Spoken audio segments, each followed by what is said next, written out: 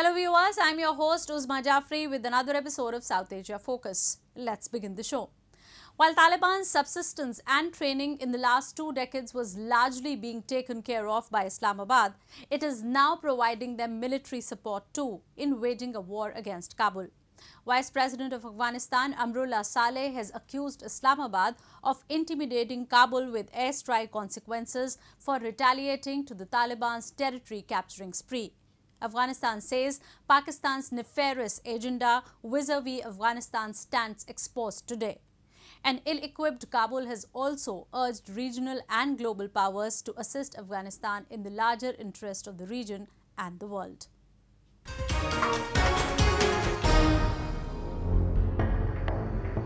A series of tweets by Vice President of war-torn Afghanistan, Amrullah Saleh, has made things crystal clear for those who were skeptical of Pakistan driving the entire Taliban resurgence.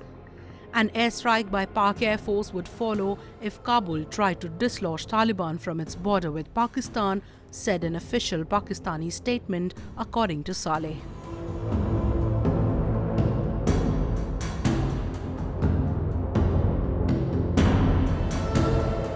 Taliban fighters have captured the Spin-Boldak-Chaman border, the second most important crossing on the border with Pakistan and a major source of revenue for the Western-backed government in Kabul.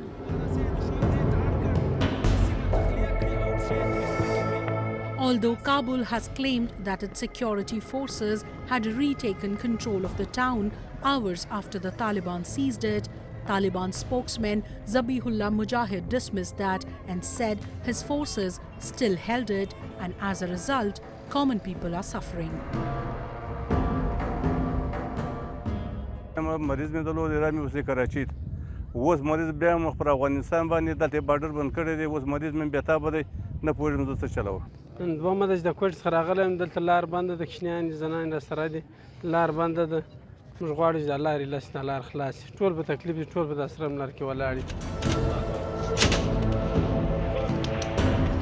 The fighting that intensified after the US President Joe Biden announced in April a complete US withdrawal by symbolic September 11 has reached unprecedented levels in the past couple of weeks. While Taliban claims to have captured around 200 districts, Kabul has been denying their claims with counterclaims of reclaiming many of the captured territories. In the past 10 weeks alone, over 3,600 civilians have been killed.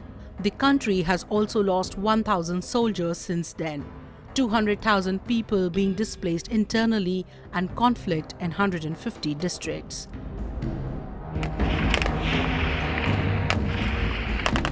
Meanwhile, an optimistic Kabul has said that regional players like India can play a positive role in restoring stability in the country. Afghan ambassador in New Delhi, Farid Mamunze, believed India could positively influence the peace process if it were to participate in it. India has been a major partner and India can play a very constructive role. India can play a role in our peace process together with other responsible regional actors like Iran and Russia. India can, utilizing its convening power to put more pressure on Taliban through diplomatic channels to come to the negotiating table and put an end to the violence. India has for several years been assisting Afghanistan in nation building, including its contributions to Afghanistan's education, politics and diplomacy. Meanwhile, the Taliban has resumed what they were always known for, the hardline Sharia philosophy. In what could be termed as horrific, reports say Taliban has notified in the region it has captured to submit details of unmarried and married women under 45 years of age. The Taliban, who ruled Afghanistan with an iron fist from 1996 until their ouster in 2001 by the US, didn't allow any freedom to women. They were forced to cover from head to foot, were not allowed to leave their houses without a male companion, and were not allowed to work. Emboldened by the departure of foreign forces by a September target and with peace talks stalled, Taliban have already assumed the return of their rule, and if that becomes a complete reality, then not just all the progress made in these years will be reversed, but experts fear the country might witness a civil war too.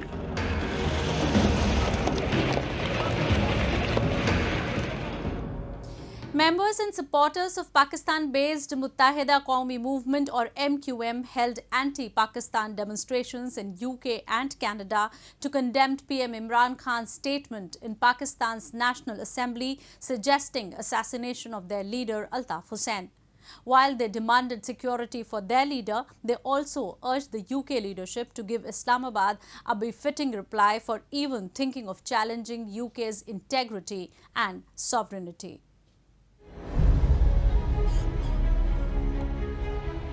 These people demonstrating in front of 10 Downing Street, the residence of UK Prime Minister Boris Johnson, want him to teach Pakistan leadership a lesson. Members of MQM or the Mutahida Quami Movement, the organization of Muhajirs who are routinely persecuted in Pakistan, took to the streets this time to condemn Prime Minister Imran Khan for his statement in the National Assembly. He had said that he would get their leader Altaf Hussain eliminated through a drone attack if he gets access to British soil. They also urged the authorities to provide Hussain with more security so that he is not attacked by Islamabad-backed network in Britain.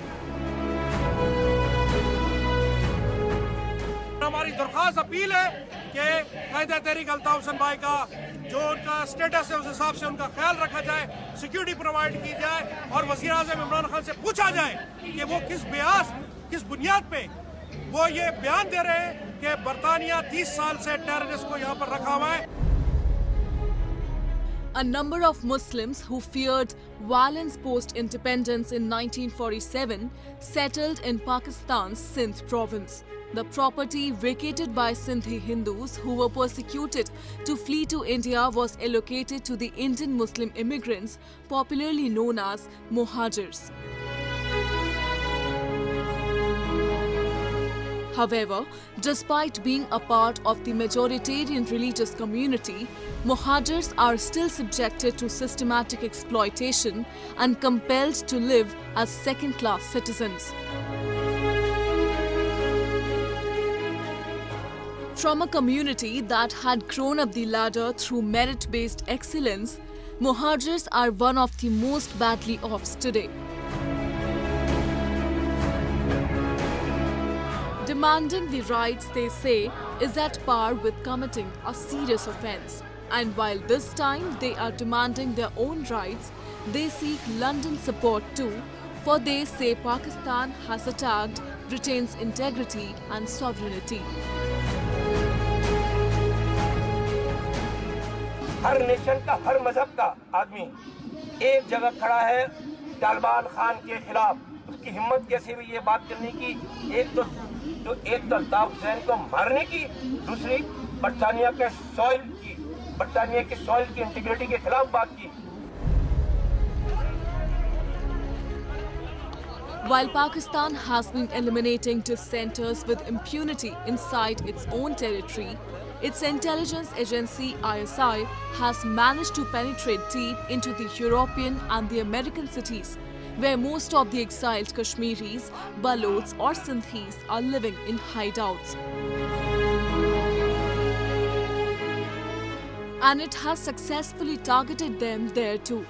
Only a few days back, Nadeem Nusrat, former MQM convener, survived an assassination attempt in the United States.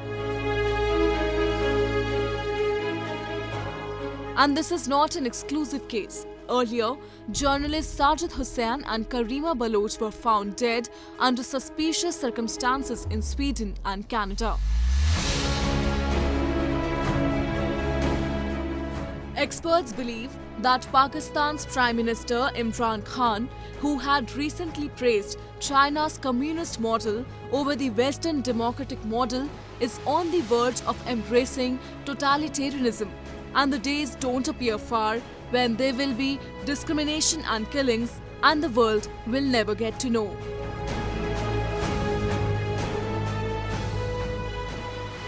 Moving on. Months after the Himalayan nation Nepal plunged into a political crisis, which also included double dissolution of parliament by KP Sharma Oli, the country has a new prime minister in veteran politician Sher Bahadur Deuba. The president appointed him to the chair after the Supreme Court of the country reinstated the parliament and removed KP Sharma Oli from the leadership. The road ahead, however, is not going to be easy, as Deuba has been asked to prove majority on the floor of the House in next 30 days.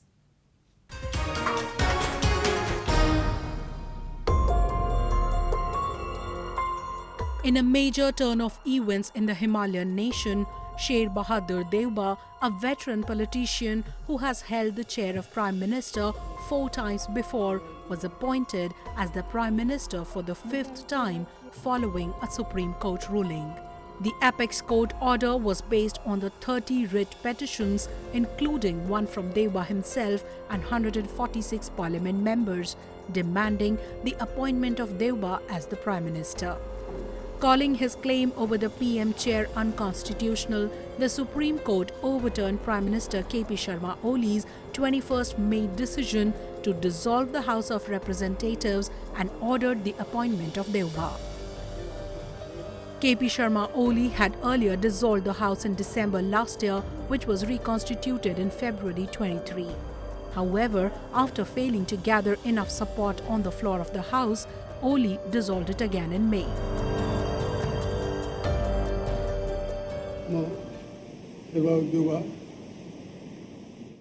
नेपालको राजकीय सत्ता र सार्वभौम सत्ता नेपालको राजकीय सत्ता र सार्वभौम सत्ता नेपाली जनतामा निहित रहेको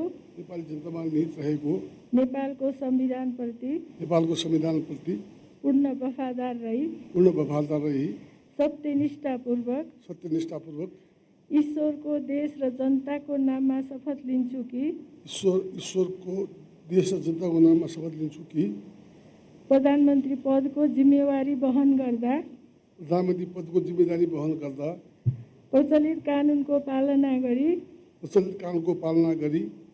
मुलुक र जनताको भलो चिताई कसैको डर नमानी पक्षपात नगरी पूर्वाग्रह वा खराब भावना नलिई ईमानदारीताका साथ गर्नेछु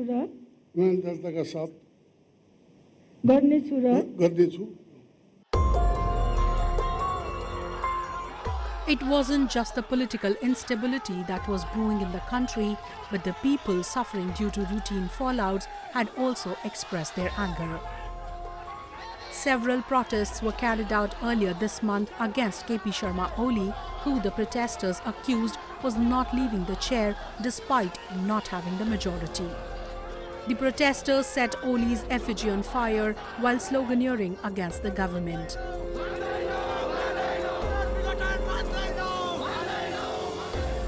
यो देशमा केपी ओली नामको एउटा तानाशाह भन्ने सपना बोकेर हिँडिराखेको प्रतिगामीको नायके केपी ओलीले यो देशमा अध्यादेश मार्फत शासन र सत्ता चलाउने जनताको जनप्रतिनिधिमूलक संस्था चाहिँ प्रतिनिधि सभालाई विघटन गर्ने र आफूलाई जे मन लाग्यो त्यही गर्ने.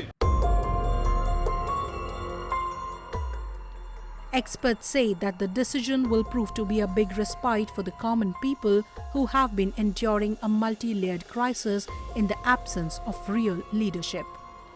Nepal has been hit by the second wave of the pandemic, with infection rates showing no signs of abating even after days of strict curbs. A strong leadership with focused decision-making, they say, can save more lives, as the country has also not procured and ordered enough vaccines amid the growing crisis. In now news from the Asian continent that hit the headlines this week.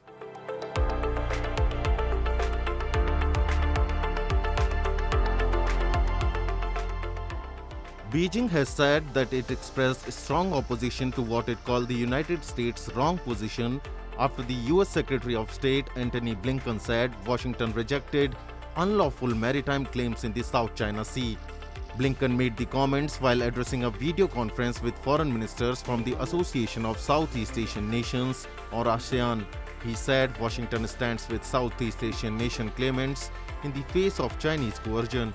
The meeting with the 10-member bloc is the first since the Biden administration took office in January and comes amid concerns among diplomats and others that Washington has not been paying sufficient attention to a region that is crucial to its regional strategy to counter an increasingly powerful China.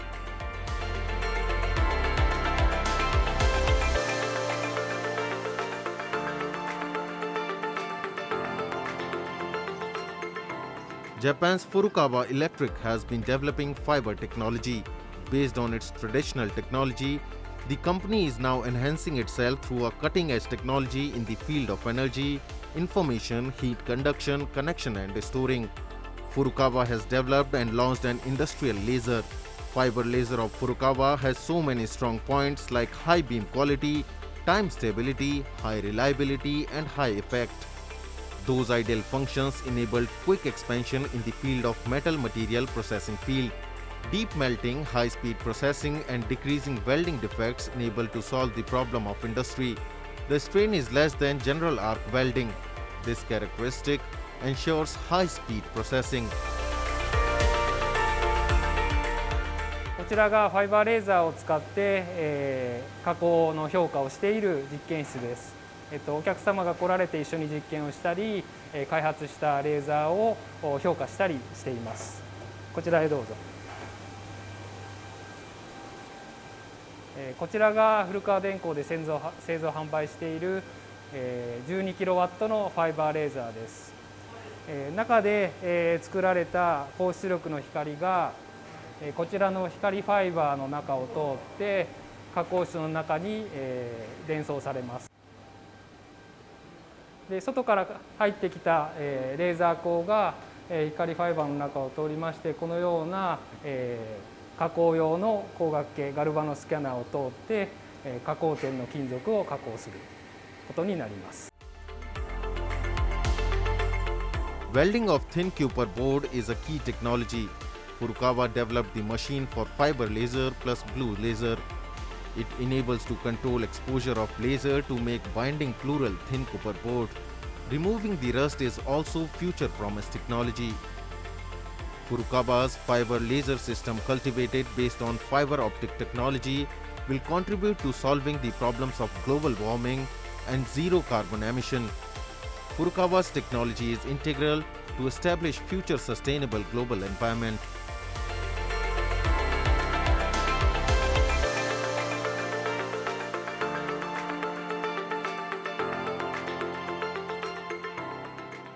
Traditional dyed fabrics are fluttering softly as they are hung to dry. These beautiful design materials will be used later to make yukata, Japanese casual kimono. This traditional dyeing workshop in Tokyo's Edogawa ward has been in business for over 100 years. They use a 300-year-old technique of hand dyeing called chuzen, which means pouring dye, originated in the early Edo period.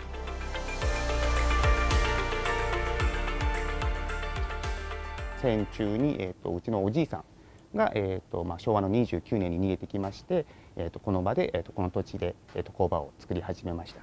でうちの、注染っていう技法なんですけれども、4つの工程に分かれておりまして、1つが後ろで見ていただいている、白い反物からスタートして、で板場で柄付けをして、荒野で染色をして、水元で、残った余分な染料とか糊を全部落としてあげた後、またこういうふうに天気の外で干されるようになります。Unlike machine printing, this method dyes the threads of the fabric rather than just the surface of the cloth. This allows superimposition of delicately illustrated images, refined expression of color gradations, and double-sided reproduction of images. This shop in Tokyo specializes in selling traditional dyed fabric that can be tailored later into yukata. Mastering traditional dyeing takes many years.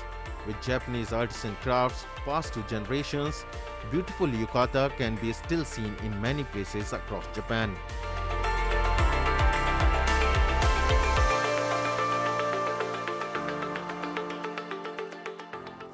India's culture is rooted in colourful festivals that date back to ancient history.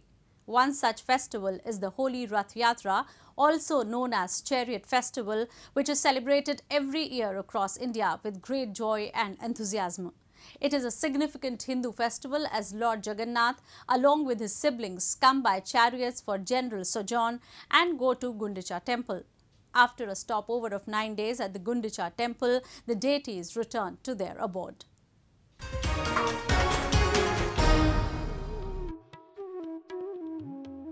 Decked up chariots, processions and religious fanfare by tens of thousands of devotees, this is what an annual chariot festival or Rath Yatra looks like. However, due to strict measures imposed to prevent a spike in the infection rate, the festival in the town of Puri, whose annual spectacle is popular and visited by people from around the world, the festivities were a low-key affair this time around. Only priests and servitors who tested RT-PCR negative were allowed to participate in the procession.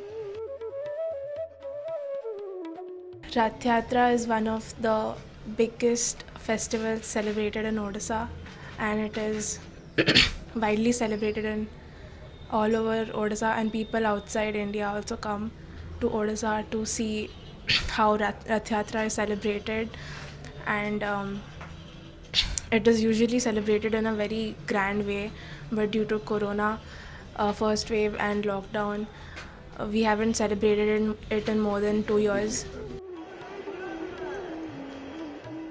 Jagannath Rath Yatra or the Chariot Festival commemorates Hindu Lord Jagannath's annual visit to Gundicha temple near Balagandi, Chakapuri. The festival is celebrated by worshipping the Lord, who is also known as the ruler of the world according to Hindu mythology, with his elder brother Balbhadra and sister Subhadra. According to religious customs, Lord Jagannath is taken out on a chariot and taken to the famous Gundicha Mata temple, where the Lord rests for 7 days. After this, the return journey of Lord Jagannath begins. Last 2 years, we have been, because of this pandemic, we have been suffering from by staying home and not going out and obeying the COVID guidelines as administered by the Puri administration. And for the last 2 years, we have been unfortunate to not see God, Lord Jagannath. And this function is particularly where Lord comes out of the temple and visits all his bhaktas. And this time also, like last year, we also could not participate in the chariot festival, which happens once in a year. The auspicious festival was also celebrated in other parts of the country with limited gatherings. The hymns of Jai Jagannath reverberated around the temple premises as devotees offered prayers to the deities. Over the years, such festivals have gone a long way in highlighting the cultural treasure trove of the states of the region, particularly focusing on the spiritual traditions.